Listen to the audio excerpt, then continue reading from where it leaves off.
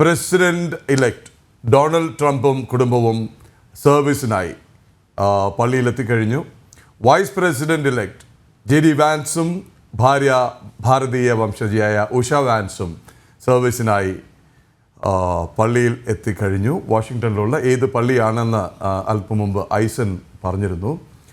3 നമ്മുടെ പ്രതിനിധിയായി ഭാരതത്തെ പ്രതിനിധീകരിച്ച് ട്രംപ് ഇനോഗ്രേഷനിൽ പങ്കെടുക്കുന്ന സത്യപ്രതിജ്ഞാ ചടങ്ങിൽ പങ്കെടുക്കുന്ന വിദേശകാര്യമന്ത്രി ഡോക്ടർ S. ജയശങ്കർ ഒരു കത്തുമായിട്ടാണ് പോകുന്നതെന്ന് PTI റിപ്പോർട്ട് ചെയ്യുന്നു. പ്രധാനമന്ത്രി മോദിയിൽ നിന്നുള്ളൊരു കത്തുമായിട്ടാണ് പോയിട്ടുള്ളത് എന്നറിയുന്നു.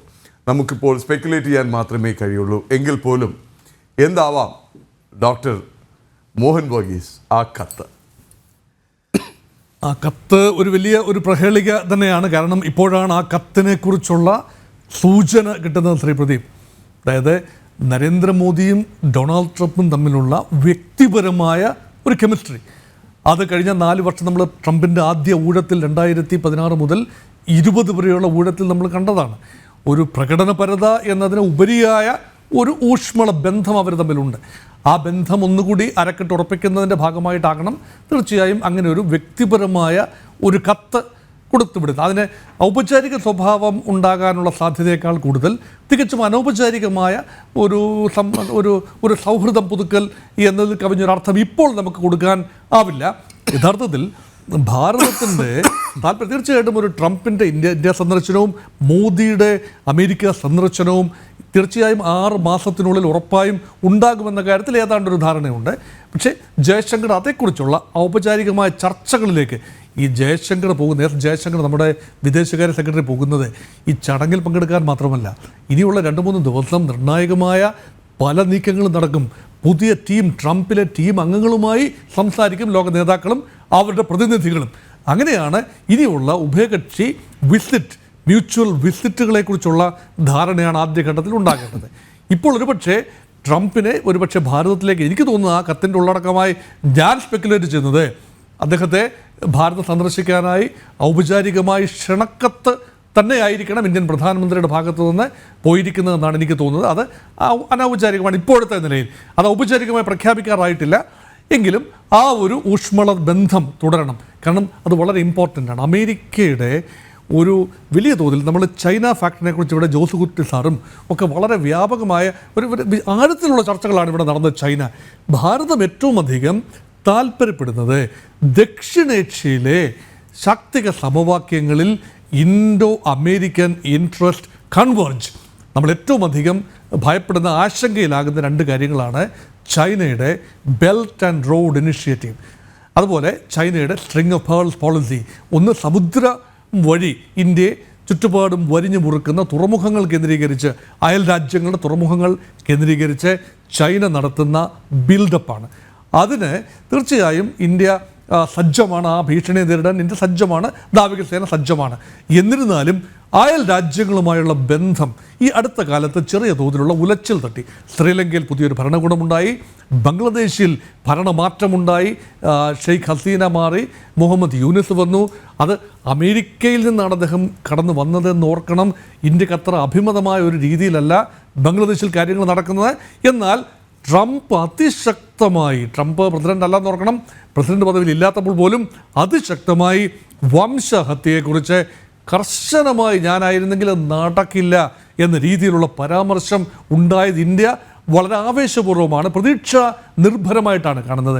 അതുകൊണ്ട് ബംഗ്ലാദേശിൻ്റെ ഭരണകൂടത്തെ അഴിച്ചുവിടാൻ, അല്ലെങ്കിൽ അത് ചൈനയുടെ സ്വാധീനം അവിടെ വ്യാപിക്കുന്നത്, അല്ലെങ്കിൽ സെയിൻറ്റ് മാർട്ടിൻ ഐലൻഡ് പോലെയുള്ള സ്ഥലങ്ങളിൽ ചൈനീസ് സ്വാധീനവും അല്ലെങ്കിൽ അമേരിക്കൻ സ്വാധീനം തന്നെ വ്യാപിക്കുന്നത് തടഞ്ഞ് ഇന്ത്യയുടെ സ്വാധീന മേഖലയെ ആ ഭാഗത്തെ നിലനിർത്തുന്നതിന് ഇന്ത്യക്ക് താല്പര്യമുണ്ട്. അത് ട്രംപ് അനുവദിച്ചു കൊടുക്കാനാണ് സാധ്യത. പാകിസ്ഥാനെ സംബന്ധിച്ചിടത്തോളം ഇപ്പോൾ അഫ്ഗാൻ പാകിസ്ഥാൻ മേഖലയിൽ സംഘർഷമുണ്ട്. താലിബാൻ വിഷയത്തിൽ അമേരിക്ക ഇടപെട്ടതുകൊണ്ട് മാത്രമാണ്, അമേരിക്ക പിൻവലിഞ്ഞത് കൊണ്ട് മാത്രമാണ് താലിബാൻ അധികാരത്തിൽ വരാൻ കഴിഞ്ഞത്. അമേരിക്കൻ സൈന്യം പിന്മാറി. ഇപ്പോൾ താലിബാനും ഇന്ത്യയും തമ്മിൽ അനൗപചാരികമായ ചർച്ചകൾ നടക്കുന്നു. കഴിഞ്ഞ ആഴ്ച ഇന്ത്യയുടെ വിദേശകാര്യ സെക്രട്ടറിയും താലിബാൻ്റെ വിദേശകാര്യ മന്ത്രിയും തമ്മിൽ ചർച്ച നടത്തി. അപ്പോൾ അവിടെ കുറച്ച് പ്രതീക്ഷാ നിർഭരമായിട്ടാണ് പാകിസ്ഥാൻ്റെ പടിഞ്ഞാറൻ ഭാഗത്തെ ഉള്ള കാര്യങ്ങൾ. ഇറാൻ വിഷയത്തിലും ട്രംപ് എടുക്കാൻ പോകുന്ന നിലപാട് ഒരുപക്ഷെ പ്രതീക്ഷയോടുകൂടി തന്നെയാണ് ഭാരതം കാണുന്നത്. കാരണം ഈ ഇറാനെ ഇന്ത്യ ശത്രുപക്ഷം നിർത്താൻ ആഗ്രഹിക്കുന്നില്ല. ഇസ്രയേലിനോടും ഇറാനോടും ഒരുപോലെ തന്നെ സംസാരിക്കാനുള്ള ഒരു ആർജവം ഇന്ത്യക്കുണ്ട്. അതുപോലെ തന്നെയാണ് റഷ്യയോടും അമേരിക്കയോടും ഒരുപോലെ തന്നെ സംസാരിക്കാനുള്ള ആർജവം കാട്ടുന്ന പ്രധാനമന്ത്രിയാണ് ശ്രീ നരേന്ദ്രമോദി.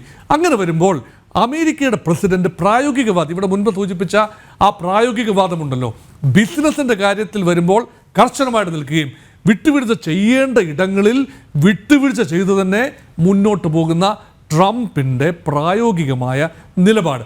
ആ പ്രായോഗികമായ നിലപാടിൽ ഇന്ത്യക്കൊരു സ്ഥാനമുണ്ട്. അതിൽ പ്രധാനപ്പെട്ട ഞാൻ കാണുന്ന ഒരു സ്ഥാനമെന്ന് പറയുന്നത് ഈ സെമി കണ്ടക്ടേഴ്സിൻ്റെ വ്യവസായം തൈവാനിൽ നിന്നും ഇന്ത്യയിലേക്ക് പറിച്ചു നടാനുള്ള സാഹചര്യമുണ്ട്. ആത്യന്തികമായി തൈവാൻ ചൈന അനുകൂല അല്ലെങ്കിൽ ചൈന സ്വാധീന മേഖലയായി നിലനിൽക്കുകയാണെങ്കിൽ തീർച്ചയായും ട്രംപ് അതിനെ അട്ടിമറിക്കാൻ നോക്കില്ല. കഴിഞ്ഞ പ്രാവശ്യം ജോ ബൈഡൻ ചെയ്ത അബദ്ധം അല്ലെങ്കിൽ നാൻസി പെലോസിയുടെ വിസിറ്റ് ഉൾപ്പെടെയുള്ള കാര്യങ്ങൾ ഉണ്ടാക്കിയ ഒരു ഈർഷ്യ, അമേരിക്ക ചൈന ബന്ധത്തിൽ വന്ന വിള്ളൽ, അത് ആവർത്തിക്കാൻ ഒരുപക്ഷെ ട്രംപ് ആഗ്രഹിക്കുന്നില്ല. അതുകൊണ്ട് തൈവാൻ ഏതെങ്കിലും കാരണവശാൽ ആത്യന്തികമായി ചൈനയോട് യോജിപ്പിക്കേണ്ടി വന്നാൽ അവിടുത്തെ ലോകത്തെ ഏറ്റവും വലിയ ഈ കമ്പ്യൂട്ടറുമായി ബന്ധപ്പെട്ട അല്ലെങ്കിൽ മൊബൈൽ ഫോണുകളുമായി ബന്ധപ്പെട്ട ടെക്നോളജിയുടെ പ്രഭവ കേന്ദ്രം, അതുപോലെ സെമി കണ്ടക്ടർ അല്ലെങ്കിൽ ചിപ്പുകളുടെ പ്രഭവ കേന്ദ്രമായ ഉൽപ്പാദന മേഖലയായ തൈവാനെ ആ ഒരു രീതിയിൽ അമേരിക്ക കാണില്ല. ഒരുപക്ഷെ പ്രൊഡക്ഷൻ ബേസ് അവിടുന്ന് ഇന്ത്യയിലേക്ക് മാറുകയാണെങ്കിൽ വലിയ തോതിൽ ഇന്ത്യ ഒരു വലിയ സോഫ്റ്റ്വെയർ എഞ്ചിനീയേഴ്സ് ഒരുപാടുള്ള രാജ്യമാണ്. ലോകത്ത് ഏറ്റവും അധികം എണ്ണം കൊണ്ട് സോഫ്റ്റ്വെയർ എഞ്ചിനീയേഴ്സ് ഉള്ള രാജ്യമെന്ന നിലയിൽ അവിടെ ഒരു പ്രൊഡക്ഷൻ ബേസിലെ മാറ്റമുണ്ട്. അതിന് നയങ്ങൾ ഉണ്ടാക്കണം. ആ ഒരു കാര്യത്തിൽ ഇന്ത്യക്ക് വലിയ താല്പര്യമുണ്ട്. അതുമാത്രമല്ല അടുത്ത സ്റ്റെപ്പ് എന്ന് പറയുന്നത് ട്രംപിൻ്റെ ഒരു ചിന്ത, ഭരണപരിഷ്കാരമൊക്കെ ആഭ്യന്തരമായി നടക്കുന്നതാണ്, വിദേശ ബന്ധങ്ങൾ അത് പ്രതിഫലിക്കും. പക്ഷേ മാനവരാശിയുടെ സെർച്ച് ഫോർ ഒരുപക്ഷെ extra terrestrial life, search for sources, raw materials and other things from outer space. അപ്പോൾ ഇതിൻ്റെ പോലെ മാനവരാശി പുരോഗതിയിലാണ്. അടുത്ത നൂറ്റാണ്ടിലേക്ക് അല്ലെങ്കിൽ മാനവരാശിയുടെ ഈ തലമുറ, നമ്മളൊക്കെ ജീവിക്കുന്ന തലമുറയ്ക്ക് ശേഷവും റിസോഴ്സ് ക്രഞ്ച് ഉണ്ടാകാൻ പാടില്ല. എനർജി സോഴ്സസ് ഉണ്ടാകണം, റിസോഴ്സസ് ഉണ്ടാകണം. അതിനുള്ള സെർച്ചിൽ ട്രംപ് ആൻഡ് ടീം, അതിന് പ്രധാനപ്പെട്ട ആൾ ഇലോൺ മസ്ക് തന്നെയാണ്. അതുകൊണ്ട് ഇലോൺ മസ്കിൻ്റെ ടെസ്ല ഉൾപ്പെടെ, ഇലോൺ മസ്കിൻ്റെ സ്പേസ് എക്സ് ഉൾപ്പെടെ കമ്പനികളുമായി ഭാരതത്തിന് സഹകരിക്കാവുന്ന ഒരന്തരീക്ഷം ഉണ്ടാവുകയും മ്യൂച്വലി ബെനിഫിഷ്യലായ ടെക്നോളജി ട്രാൻസ്ഫറും ടെക്നോ കോഓപ്പറേഷനും ജോയിൻറ്റ് സ്പേസ് സ്റ്റേഷൻസ് ഉൾപ്പെടെയുള്ള കാര്യങ്ങൾ ഇന്ത്യ ഡോക്കിംഗ് ഒക്കെ വിജയകരമായി പൂർത്തിയാക്കി കഴിഞ്ഞു. അതുകൊണ്ട് അങ്ങനെയുള്ള കാര്യങ്ങളിൽ ഇന്ത്യയുടെ ശ്രദ്ധ വളരെയധികമുണ്ട്. അതുകൊണ്ട് ഇന്ത്യ വളരുന്ന രാജ്യമാണ്. കാരണം ഏറ്റവും അധികം വളർച്ചയുള്ള രാജ്യം എന്നുള്ള നിലയിൽ തീർച്ചയായും ട്രംപിനെ സംബന്ധിച്ചിടത്തോളം ഈ 4 വർഷം കൊണ്ട് ഇന്ത്യ US സഹകരണം, അതുപോലെ തന്നെ ആണവ മേഖലയിൽ 1-2-3 എഗ്രിമെൻറ്റ് അതിൻ്റെ നെക്സ്റ്റ് ലെവലിലേക്ക് പോകേണ്ടതുണ്ട്. കുറച്ചു കാലം മന്ദീഭവിച്ച് കിടക്കുകയാണ്. ഇപ്പോൾ 2008 ഒപ്പിട്ട 1-2-3 എഗ്രിമെൻറ്റ്, ഒബാമയും മൻമോഹൻ സിംഗും കൂടെ ഒപ്പിട്ട 1-2-3 എഗ്രിമെൻറ്റ്, അത് കുറച്ചുകൂടി ഒരു പ്രായോഗിക തലത്തിലേക്ക് പോകേണ്ടതുണ്ട്. അപ്പോൾ ആ ഒരു ന്യൂക്ലിയർ റെജിമെൻറ്റ്, റെസ്പോൺസിബിൾ ന്യൂക്ലിയർ പവറായിട്ടാണ് അമേരിക്ക ഭാരതത്തെ കാണുന്നത്. ഉപരോധമൊക്കെ അവസാനിച്ചു കഴിഞ്ഞു. അതും മുന്നോട്ട് പോകേണ്ടതുണ്ട്. അതുകൊണ്ടാണ് ട്രംപിൻ്റെ ഇന്ത്യ നയം എന്ന് പറയുന്നത് ലോകം ഉറ്റുനോക്കുന്ന നയമാണ്.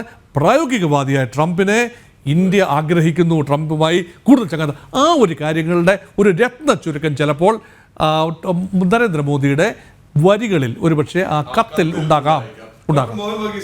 വരാം.